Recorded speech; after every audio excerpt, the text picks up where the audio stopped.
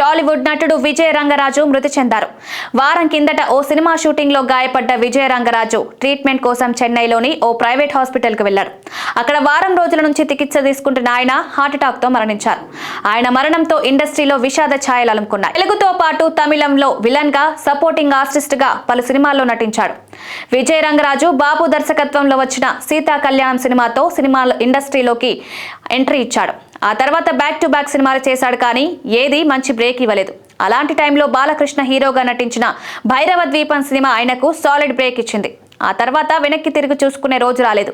ఇక గోపీచంద్ హీరోగా నటించిన యజ్ఞ సినిమా కూడా విజయ్ రంగరాజుకు సూపర్ క్రేజ్ తెచ్చిపెట్టింది. ఈ సినిమాలో విలన్ గా టెరిఫిక్ పర్ఫార్మెన్స్ ఇచ్చాడు. ఈ నటుడికి పద్మిని, దీక్షిత అనే ఇద్దరు కుమార్తెలున్నారు. వెయిట్ లిఫ్టింగ్, బాడీ బిల్డింగ్ లో కూడా విజయ్ రంగరాజు ప్రావీణ్యుడు.